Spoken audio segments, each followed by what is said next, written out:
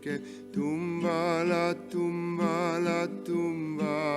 laike, tumba la laike, spielbar la laike, tumba la laike, freilich soll sein. Steht der Bocher und tracht, tracht und tracht, a ganze Nacht, wemmen zu nehmen und nicht verschämen, wemmen zu nehmen und nicht verschämen, tumbala, tumbala, tumbala, laike, tumbala, tumbala, tumbala, laike, tumbala, laike, spielbala, laike, tumbala, laike, freilich soll sein. Mädel, Mädel, ich will bei dir fragen, was kann wachsen, wachsen und regen, was kann brennen und nicht aufhören, was kann bänken, weinen und tränen, tumbala, tumbala, tumbala, laike, tumbala, tumbala, tumbala, laike, tumbala, laike, spielbala, laike, tumbala, laike, freilich soll sein.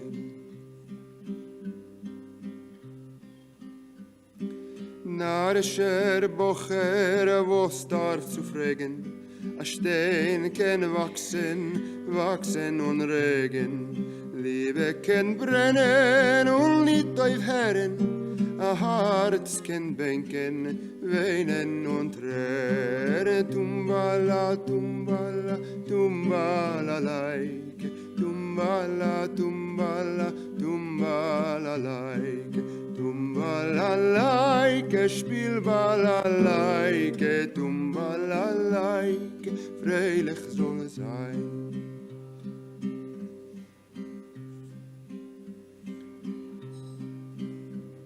Steht der Bocher und tracht, tracht und tracht a ganze Nacht, wemmen zu nehmen und nicht verschämen, wemmen zu nehmen und nicht verschämen. Tumbala, tumbala, tumbala, laike, tumbala, tumbala, tumbala, laike, tumbala, laike, spielbala, laike, tumbala, laike, freilich soll sein.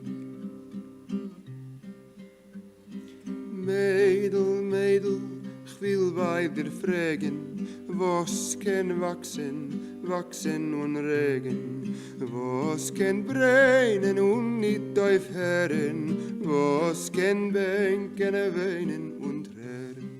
Tumbala, tumbala, tumbala, laike, tumbala, tumbala, tumbala, laike, tumbala, laike, spielbala, laike, tumbala, laike, freilich soll sein.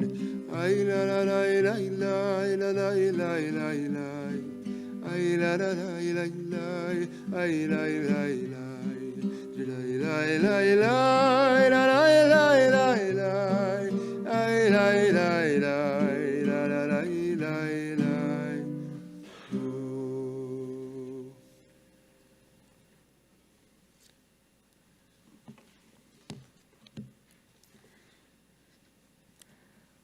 I want to welcome everyone and thank you for being here today as we remember Sam Kozlowicz, beloved son of Isaac and Berta, beloved brother of the late Sherry, beloved husband of Angelica, beloved father of Michelle and Roman, Jennifer and Vlad, beloved grandfather of Juliana, Benji, Melania, Peyton, and Jason, and beloved uncle of Steve and Jeff, a true friend and a man that lived a long, full, and loving life. As we just read, as Ashton just sang in Yiddish. A young lad is thinking all night. Would it be wrong, he asks, or maybe right? Should he declare his love? Dare he choose? And would she accept, or will she refuse? Tumbalai, tumbalai, tumbalaika. Maiden, maiden, tell me again. What can grow without rain? What can burn for many years? What can long and cry without tears?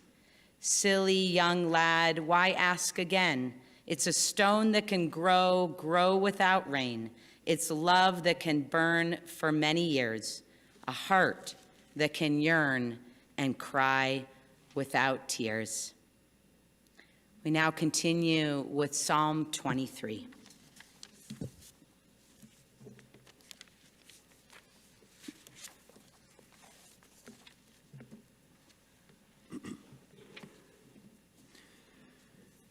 Adonai Eloi lo echsar binot sheyarbitzeni al mei menuchot yenaleini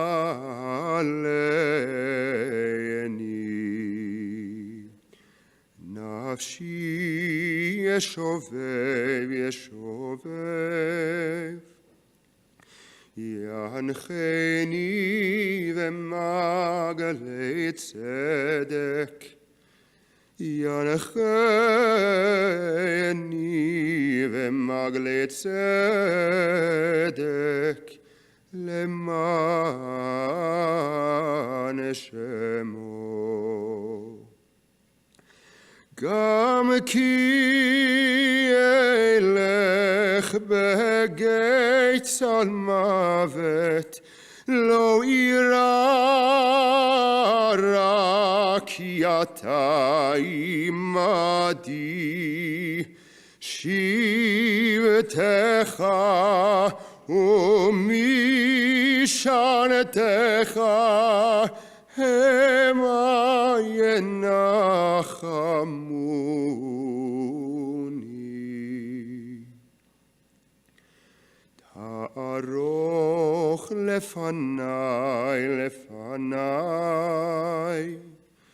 shulchan neged tzorerai Dishanta Vashem ben Roshi Kosi Revaya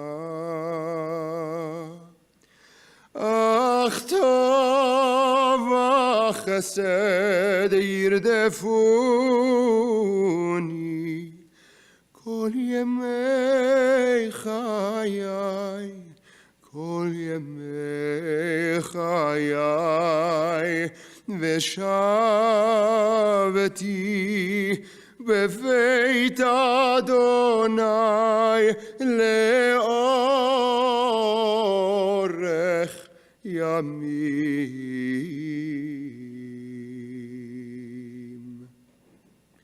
Adonai eroi lo echsar Adonai eroi lo echsar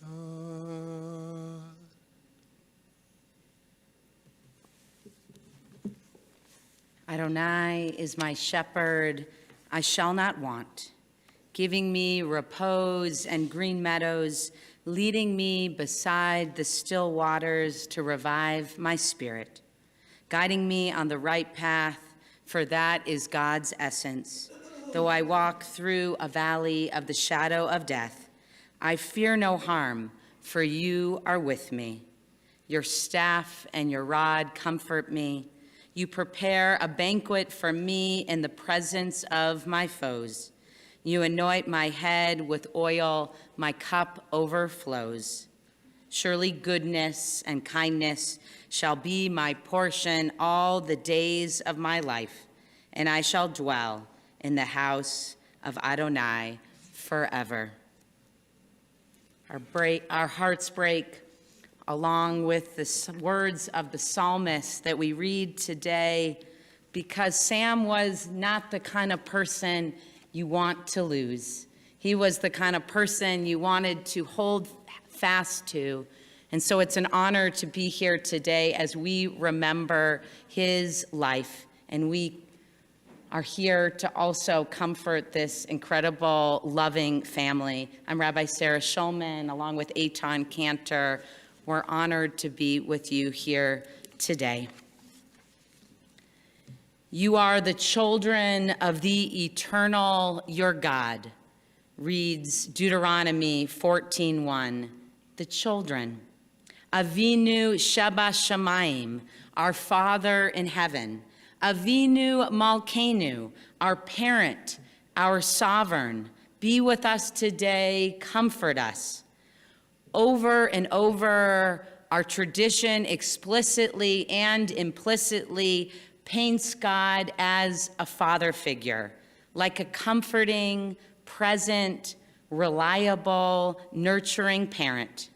Not that God is our Father, but that we attribute the most positive attributes of a parent metaphorically to the divine, who, like a great parent, also yearns for time and connection with his children. As parents, we each try to live up to and emulate these parental qualities of the divine, even as impossible as they may be. And yet, Sam Kozlowicz was a man who managed to be the ultimate dad.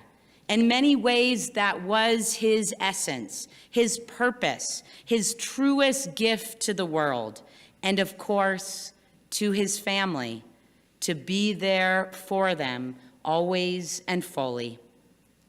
As evidenced by Sam's words on his donor page on the American Transplant Foundation website, where he was seeking a kidney, a website I happened upon yesterday and was brought to tears as I read what he had written to the world on this website.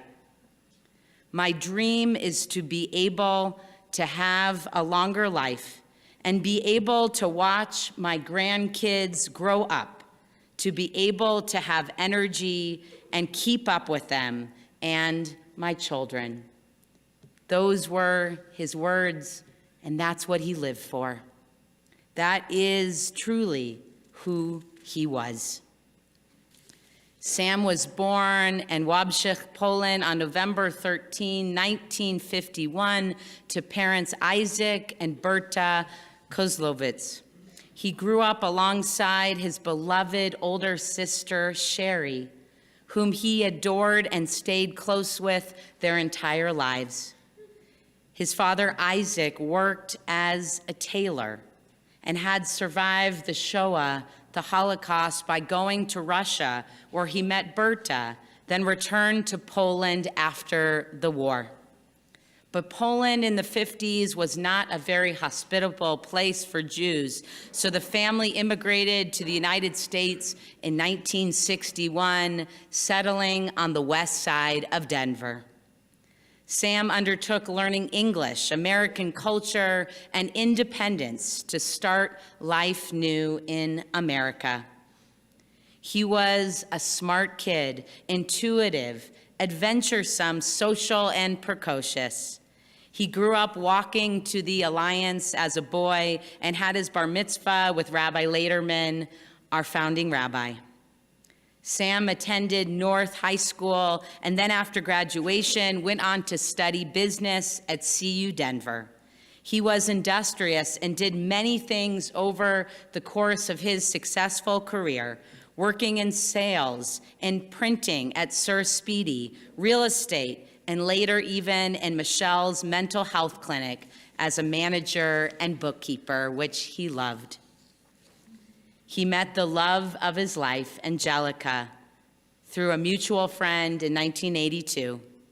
They went out on a blind date and connected. And then it was time for Angelica to test him.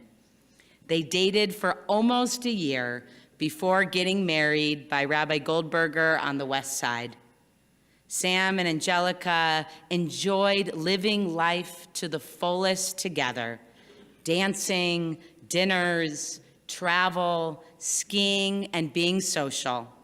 Sam also loved classic cars, driving trucks, and even flying planes. He loved to chauffeur his family through life, one road trip or excursion at a time. Sam had many passions and hobbies, but none were as near and dear to him as being a father. When he and Angelica brought Michelle and Jennifer into the world, a new and joyful chapter of his life began. Sam had found his truest calling as a family man. He loved to cook, shop, and drive for his girls. He was proud and protective of his daughters from the time they were young until and while they became accomplished adults. There was never any question about him or Angelica being there for their children or later for their beloved grandchildren. Somehow or other, they were always there to help you assemble the furniture, make the soup, attend dance and basketball activities, provide for your family, and take you out to breakfast. He welcomed his sons-in-law, Roman and Vlad, warmly into the family and loved you dearly, along with your parents and family members. Sam was also generous to others, the kind of person who would buy a sandwich for someone on the street. He supported many causes with his big heart and tzedakah, including the Kidney Foundation, Israel organizations, as well as his own relatives. As the son of survivors, he never took his Jewish identity for granted and stressed the importance of keeping the Jewish faith alive and strong. Sam enjoyed celebrating the Jewish holidays with his family and all the special foods that came along with them. And it meant a lot to him, so much, to take his girls and Angelica back to his hometown in Poland for a visit. He worried about anti-Semitism and the state of the world today because of what his family had been through, yet he never wrote off humanity, even on the hardest of days. Sam loved life and fought hard to prolong his days by seeking a kidney transplant. In fact, his recent trip to Florida was for the purpose of jumping through the hoops to get closer to a transplant. Sadly, he never got the chance at a new kidney. But all the while, he became the father of his dreams, showering his children and grandchildren with unconditional love, as he will always be there with you, driving alongside you through life's ups and downs. May Sam's fatherly lessons, care, and memory be a source of enduring blessing to your family and to all who loved him. May he now rest in peace. May God bring comfort to those who mourn. And let us say, Amen. It's now my honor to welcome up his beloved wife, Angelica, to share a few words. Thank you. Thank you. Yeah, of course. First of all, I just want to thank from the bottom of my heart everybody who took their time and came here today. And I wish that we all would meet somewhere else. And thank you so much for all your messages, your phone calls, your support. It was the hardest time of my life. At the end of the journey, life journey, we realized that that's all that matters is your family and friends near you. And Just wanted to let you know that Sam loved you and respects you, every one of you, and you had a special place in his heart. We had wonderful 44 years together. God blessed us with 2 girls, beautiful and smart, Michelle and Jennifer, 2 wonderful sons, Roman and Vlad, who last 10 days were just my rock, my support. Without you guys, I wouldn't make it. And I just want to let you know that he always loved you. He never said no to you. He loved you with all his heart. But the apple of his heart were his grandkids. And he, just no words how much he loved you guys. Juliana is our gymnast. He always talked about you. And Benji, the basketball player, Melania, the dancer, Peyton, the basketball player, and the Peanut, our adorable Jason. He loved you guys so much, and always was there for you. And I just want to say that Sam loved life, and he was fighting for life till his last breath last Sunday. And I want to say, I love you, Sam. You're my hero. You always will be in my heart and in my memories. And please forgive us if we did something wrong. And please be a big protector for us. And you're always in my heart. Thank you, everybody. Thank you so much.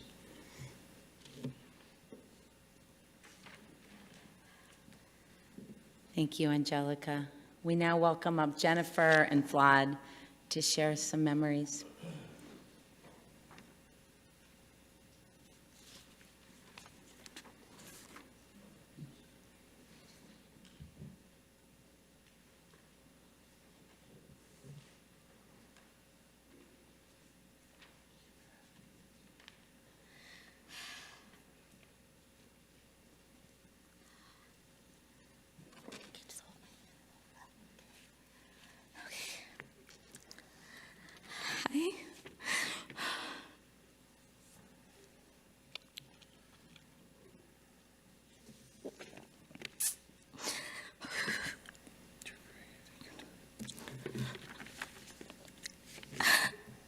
Everything my dad did, he did with 110%. From a young age, he was determined to live life to the fullest, to chase every dream he could. He was adventurous by nature, always asking what was next. He worked several jobs at a time and saved for everything he owned, especially his cars. He had a passion for cars when he was in his 20s, particularly red ones. He loved the color red. One of his favorite cars that he ever owned and regretted to ever sell was his Ford Galaxy convertible. He was that young dude driving down the road in that red convertible that he took precious care of. He often took road trips across the country with all his buddies, traveling from state to state, somehow even ending up in Tijuana, Mexico. He rode motorcycles, skied for many years with all his friends. He was an avid skier and he enjoyed it. He went deep sea fishing, scuba diving, was a lifeguard, and even drove semi-trucks. What did he not do? My favorite story that I always asked him to talk to me about was, in his 20s, he earned his pilot's license. He flew private planes for his hobby across the country. He flew to California, Las Vegas, Florida, everywhere, just for the weekend, landing to refuel, hanging out with his buddies, and then fly back home. One of his proudest moments was taking his parents for their very first time on their ever plane ride, taking them all the way to Hawaii. I don't know how you convinced Grandma and Grandpa to do that, but they trusted you with their life, and you were their everything. So of course you got them to go on an airplane with you. By 21 years old, he bought his first townhome with his hard-earned money.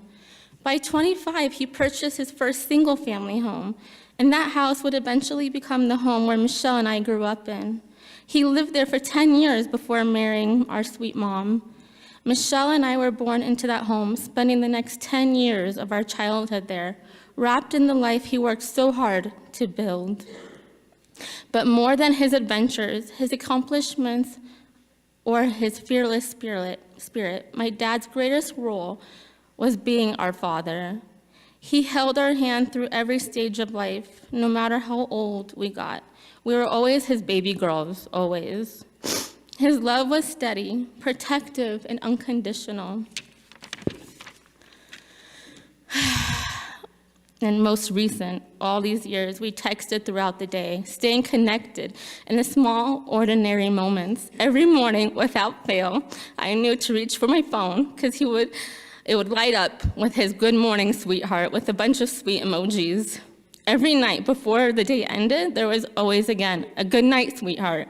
I love you. I hope you had a wonderful day. It didn't matter how busy he was or where life took him. He always made sure we were loved. I will miss his cooking, his daily Sunday burritos that he would always cook for me and Michelle, his yummy chicken soup, chopped liver for the holidays, and yummiest mashed potatoes with extra butter and milk. He taught me how to tie my shoelaces, ride a bike, and drive a car. I will miss our family trips to Europe and everywhere in the US and Mexico. Also, numbers always seemed to have a connection with me and my dad. His favorite number was always 11 and 13 for his birthday, November 13th. Our birthdays are 13 days apart.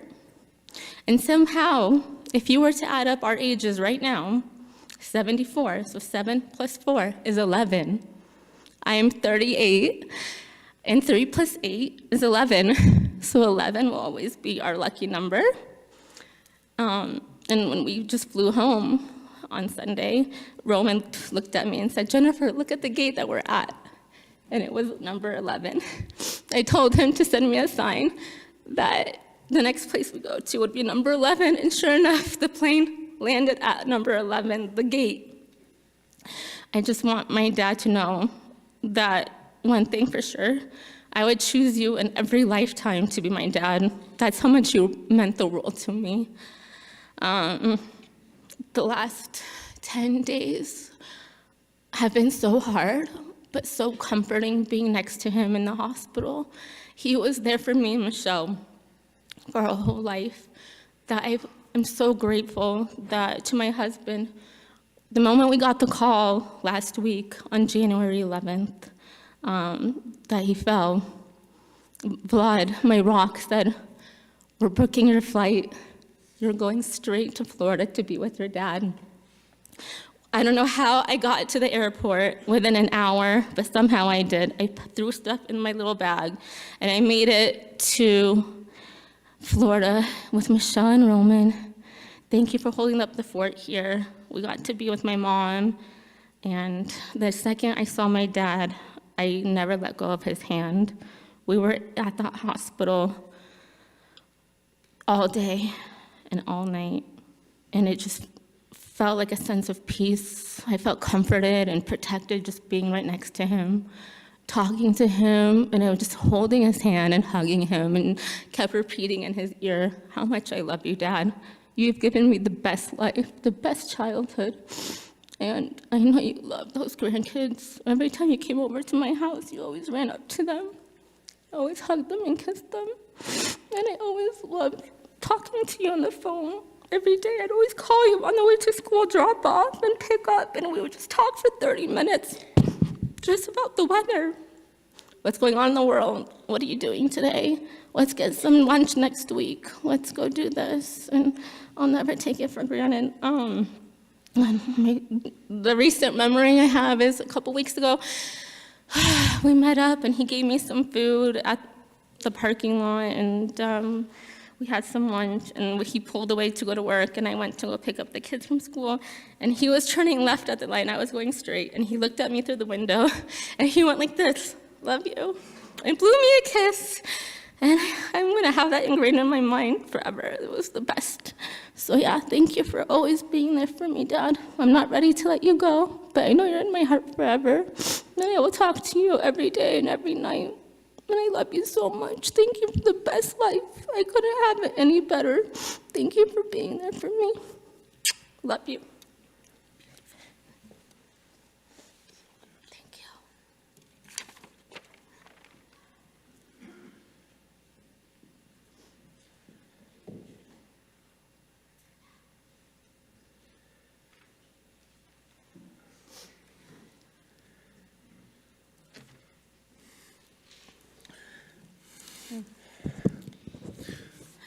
I'm sorry, this is very hard. I asked you for your help for me to get through this. My hands are shaking, but I really want to do this for Sam. So Sam and I met 20 years ago when Jennifer and I started dating. With CIA precision, he wanted to make sure that I was worthy of the love of his daughter. And in the beginning, he went through to make sure I was the right man for her. Over time, he welcomed me into his family, as did Angie, Michelle, and Roman. And for that, I'll always be grateful. They were always very welcoming of me. Over the past few days, we were all playing in our minds the greatest hits of Sam, and there's just a few stories that came to mind for me.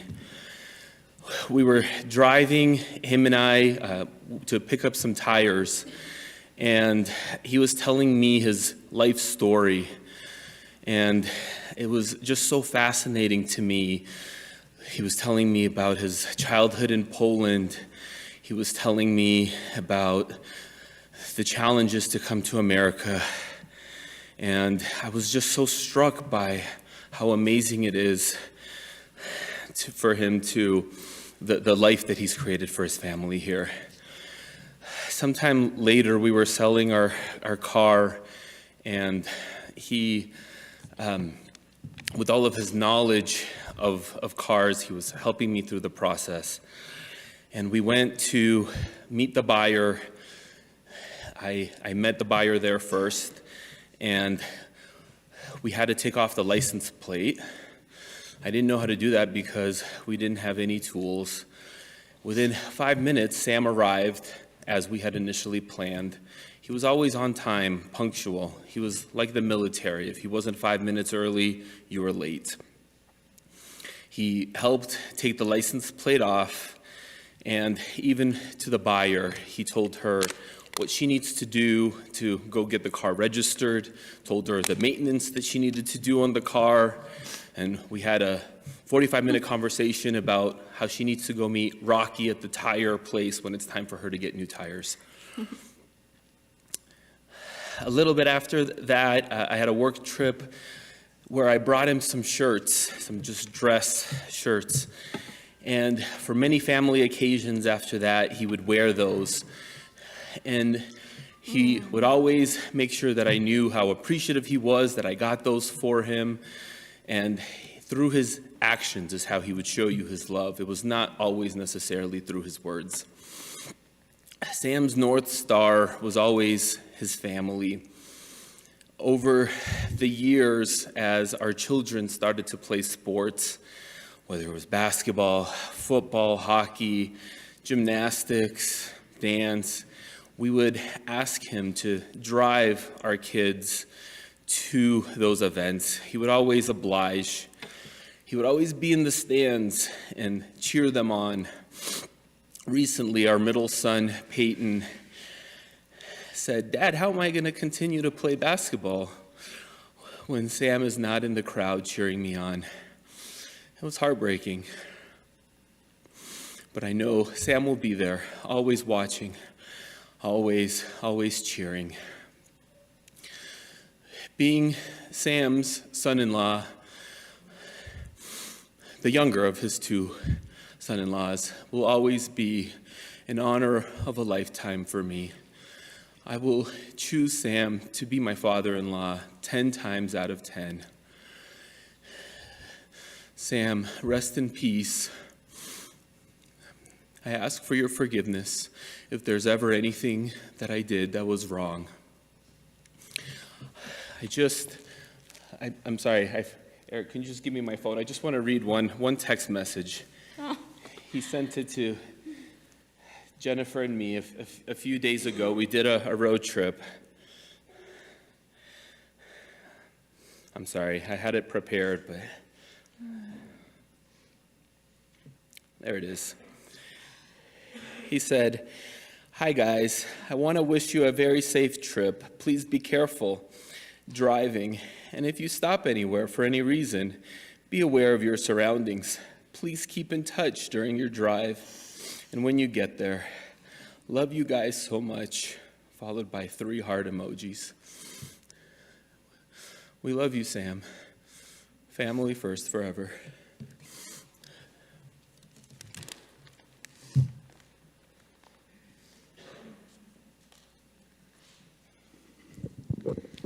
Thank you, Vlad and Jennifer. This is a letter that's written by his granddaughter, Melania. Dear Dita Sam, you have been with me my entire life. You always loved to spoil me.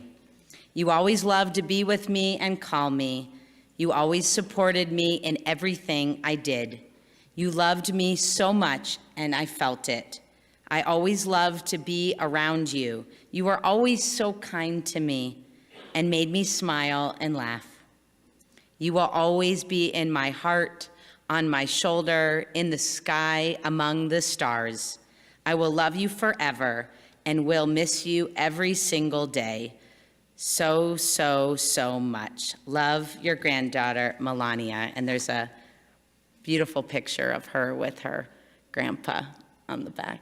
What beautiful words, and what beautiful handwriting you have, too. Now we welcome up Benji, Sam's grandson, along with his father, Roman.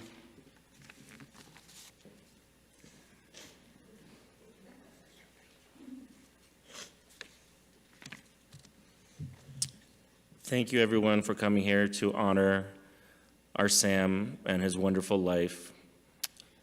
I know that he was taken very, very soon, a lot sooner than all of us would have wanted, and he had a lot of life left in him, but he would be so proud and so happy to see everyone here and all the emotions. Just by all the tears, we can tell how much everyone here loved him. I have known Sam for over 25 years. We actually met in Nordstrom's randomly while I was shopping for a birthday present on my birthday, November 18th. And Michelle was there shopping with him for his birthday present. My mom was there helping me pick out a present, and we just started talking.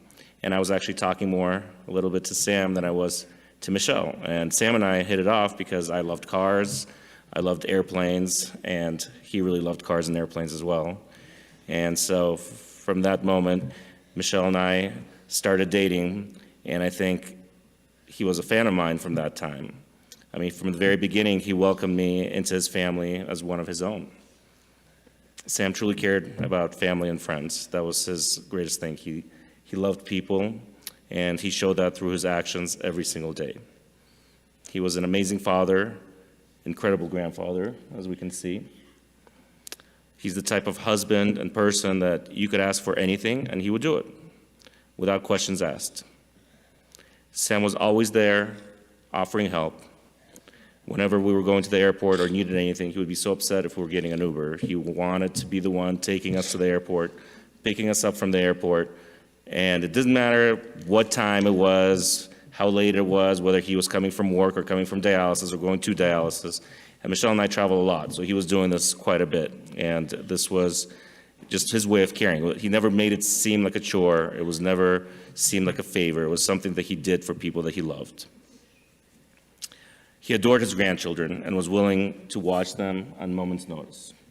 If something came up and we needed him, we could always give him a call, and no matter what he was doing, he would drop it, and he would love spending time with his grandkids. He loved spoiling them. He loved taking them on shopping trips. He would take them, as everybody said, to all their dance lessons, basketball practices, basketball games. There's nothing more that he loved than spending time with his grandkids. He made every single birthday special for them and for us. He loved writing long, heartfelt birthday cards. And when you get those cards in the moment, you feel like they're important. But now we will cherish them forever, and we will keep them close, and we will read them when times are hard. Sam was always there when we needed him, and he showed his ways and his love in ways that will carry on forever. Sam loved to cook, as has been a theme here. I loved his Thanksgiving turkey. But he also loved to cook things that he didn't necessarily like. He, for example, did not like salmon. He did not like the taste of it. But he knew that everybody else liked it, so he made the best salmon there was, just because he knew everybody else would enjoy it. That's just the kind of guy he was. He doesn't care about himself as much as he cared about his family and friends. When someone was sick or somebody was going through any kind of hard time, he would be the first person to call and wish them well and asking if there's anything he could do. And it wasn't just a call. He actually meant it. And whatever you needed, he would be there. Sam loved life to the fullest. He loved to travel. He loved to experience new places and to share stories with others. He embraced life fully, and he fought for his life until the very end. His love lives now on through his children, his grandchildren, and all of us who have gotten to know him. Sam, you leave behind a space that will never be filled or replaced. We can only hope to honor you by living the way you taught us to live, with generosity, with compassion, and with love. We will miss you more than words can express.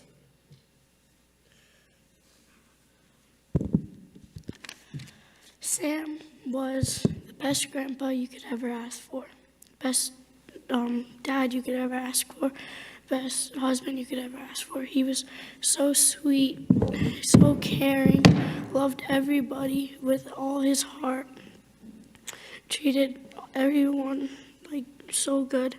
He would always take me every Saturday to IHOP for breakfast, and I would love to go with them. And we always got the same thing together, and we'd sit together and talk about life, how he's doing, and about just how he is.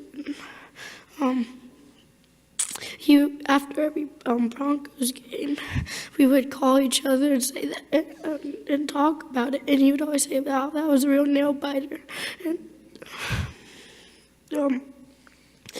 it's just, I love him.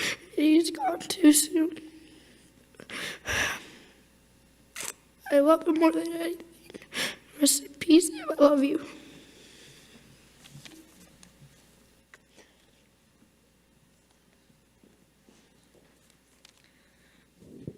Beautiful, Benji, and we admire your courage for coming up here and remembering your grandfather. Thank you, Roman. We now welcome up nephew Jeff to share a few words.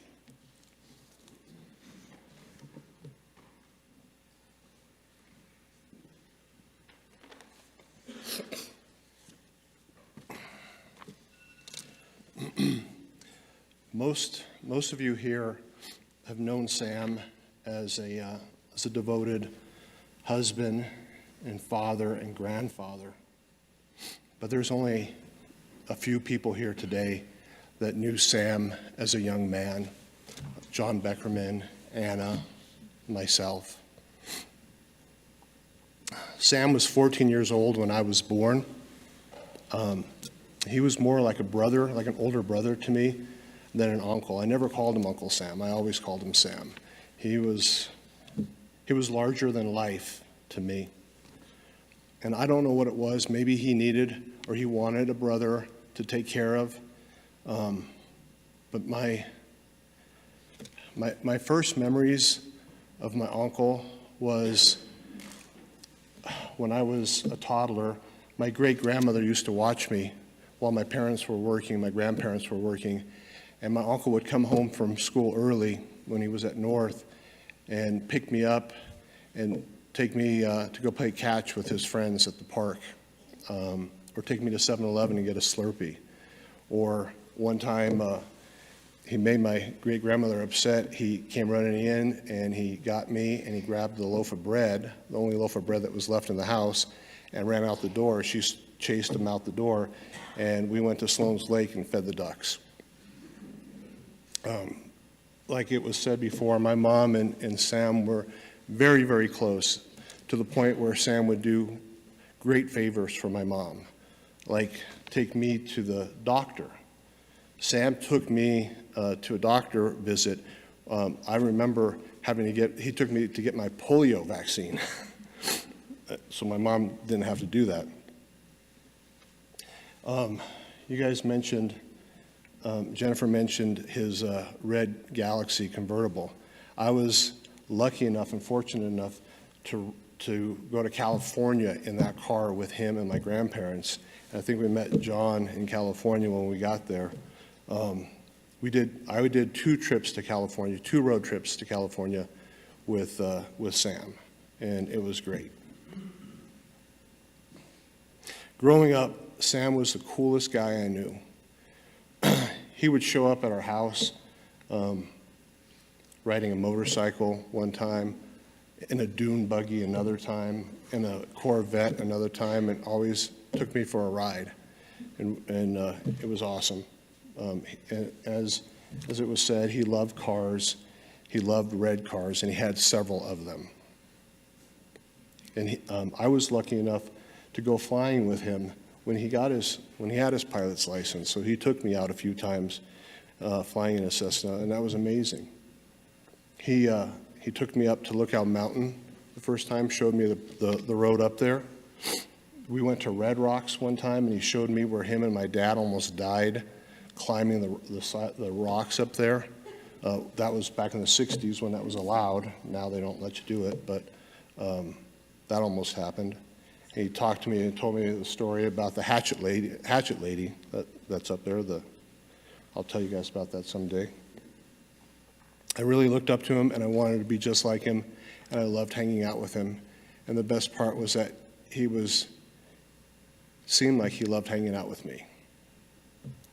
When my parents, we lived in a duplex when we started out with my grandparents. So my grandparents, my uncle lived in the front, and we lived in the back, and that's why we started off so close. And I knew him when he was, like I said, 14 years old, when he was a teenager, and his early 20s, and so forth. My parents decided to buy a house by Bible Park. It was a new build, and then my uncle decided to buy one as well. We didn't know where the 2 lots were until like the last minute. We ended up with lot 319, he ended up with 320. And it was just by luck that we ended up right next to each other. So when my parents and my uncle started doing the landscaping, everything was identical. Both lawns were identical, the rocks that we used were identical, and all of it. And we built the fence, and when we did the fence for both yards, they put a gate between the 2 houses in the backyard. Well, some of you might remember this, but we had a walkway between the 2, and we would have barbecues and dinners and parties, and we always just walked through the backyard to the other person's house. Front doors were locked, and that's how we rolled. Michelle and Jennifer would come over and visit my mom, and we would go over there. It was very fun. It was great. And then when Sam and Angie got married and had girls, I saw a change in him, because to me, he was the ultimate bachelor. But when he got married and he had his girls, he became the most devoted, loving, and caring husband and father that I could ever imagine. And all I knew was that I wanted to be just like him. when it came to being a father to my girls and a husband to my wife. We spent a lot of time together. He taught me how to replace a furnace filter underneath my grandparents' house when I was 12. He took me down there, he showed me how to do it, and I think it was so that he didn't have to do it ever again, and I ended up doing it after that all the time. But he taught me that. When my grandfather passed away, Sam and I went to the Alliance every Saturday for a year to say the mourner's Kaddish. And every Saturday, it was the same routine. We'd meet outside, we'd go to the same breakfast restaurant, we'd have breakfast and we would talk about our week, and then we'd go into the Alliance and do our prayers and then go home. And it was a great time because we just got to catch up over breakfast. And a lot of people here talk about how you had breakfast with your grandfather, and I did too, and he was great to hang out with. As time went on, we didn't see each other as much. They had moved to another house. I moved out, and we kind of started to go different ways. But my uncle has always been my hero. I've always looked up to him. Whenever we'd get together, it was like we never missed a beat. We just caught right back up, and we knew where we were and so forth. I'm going to miss talking to him. I'm going to miss calling him for advice. I'm going to miss him sharing jokes with me on Facebook. I'm going to do my best to share all my memories with his kids and his grandkids. I pray that he rests in peace. I take solace in knowing that he's with his mom and his dad and his sister again. Thank you.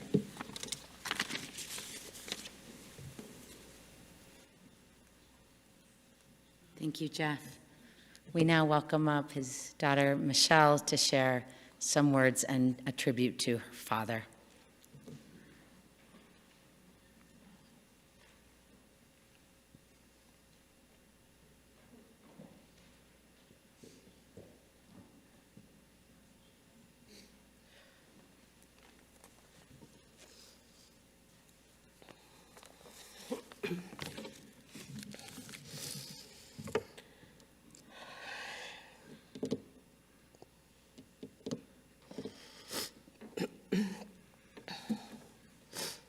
It's not coming out.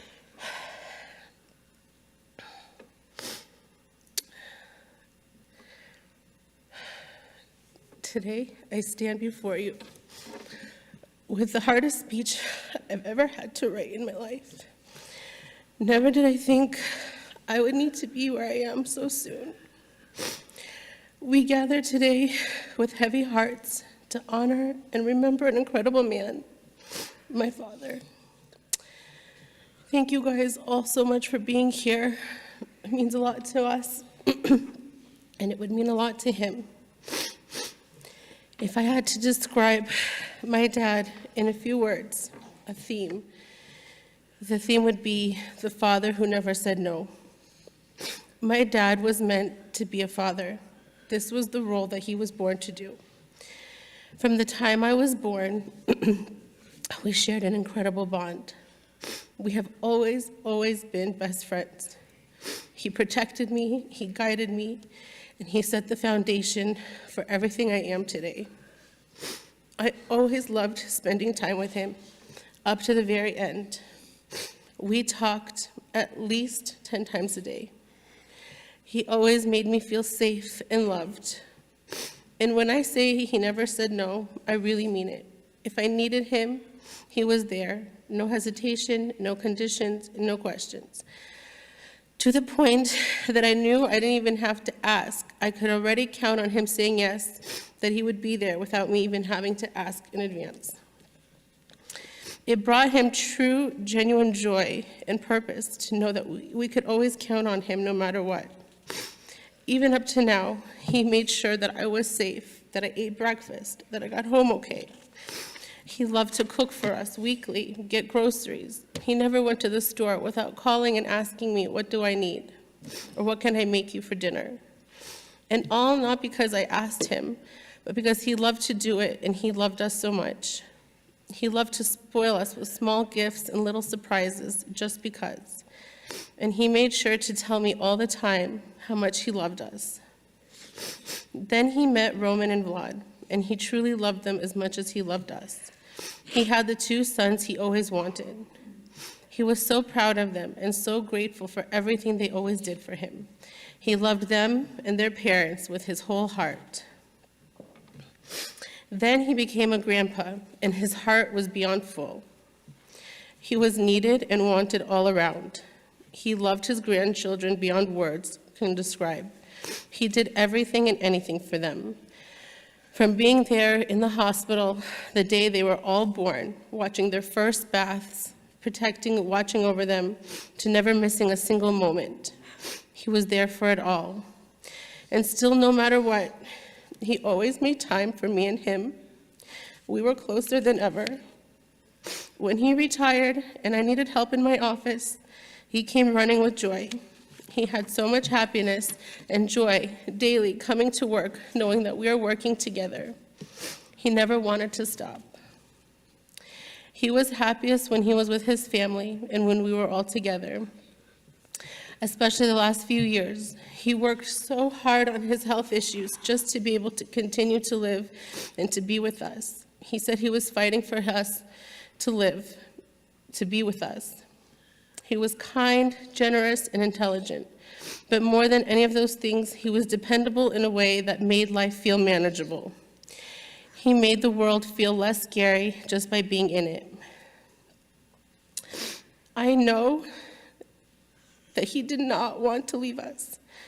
I know that he would give anything to be back with us today, as would we. His life was taken away too short and too suddenly. I still have so much to tell him, and he still has so much to be a part of. I am truly the luckiest girl to have him as my father. There's no greater love than the love I got from my father. To say that he will be missed is an understatement. My heart is broken in a way that could never be fixed. A part of me is gone, and I'm not ready to live in a world where he's not there. Where he's not there to say good morning every day and to wish me good night and sweet dreams every night. As a family, we're not ready to live without him being there. But I guess God needed him. And hopefully, this is his way of being able to protect us on a stronger level. My dear Dad, my dear Daddy, I will love you forever. Thank you for every single day of being the best dad in the whole world. Thank you for your love. Thank you for protecting me and my family. Thank you for being my best friend. Thank you for every phone call, every sacrifice, and for always showing up. Thank you for taking care of me and loving me in the way that you did. Thank you for everything. You are my hero, and I love you forever.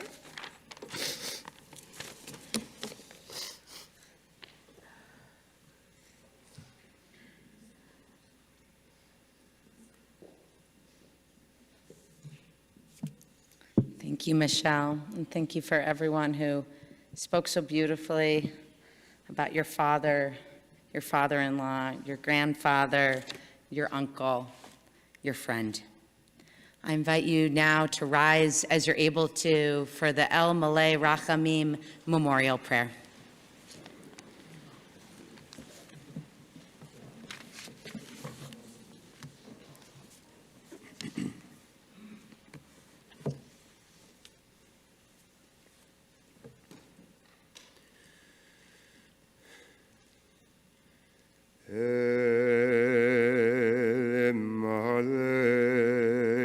רחמים שוכן במרומים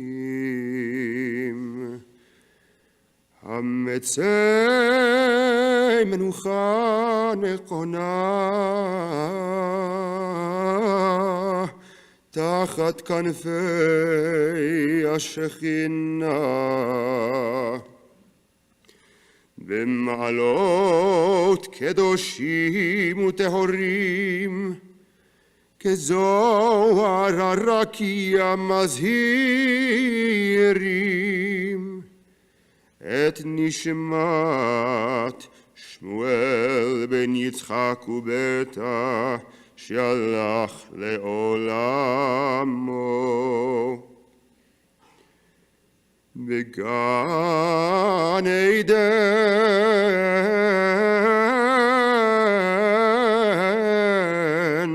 תהי מנוחתו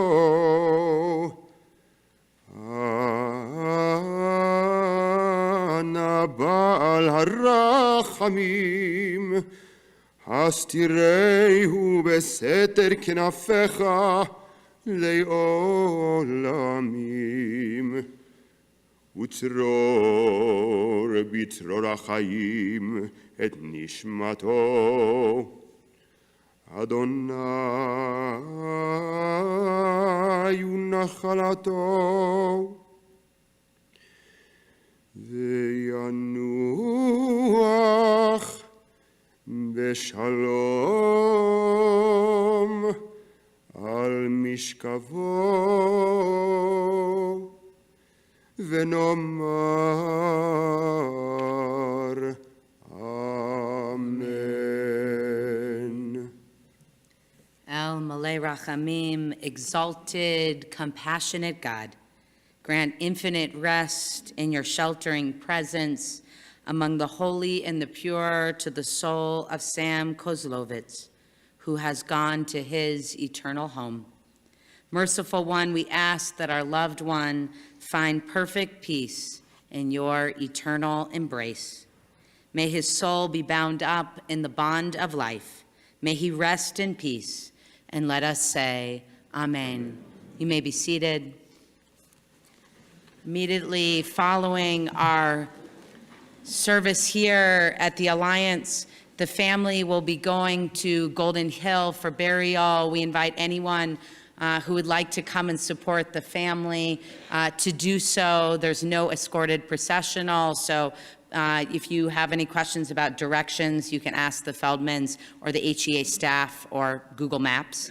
After burial, we'll be returning here for Shiva. We invite you to come and share stories of Sam and offer comfort to the family. That'll be from about 3 to 6 p.m. here at HEA following burial. Once again, I want to thank everyone for your support and presence today. We ask that while we invite you to greet the family, give them a hug, to please also let them get into their cars so they can continue on in their journey today. At this time, I'd like to invite up our pallbearers as we escort our beloved Sam and his family to close.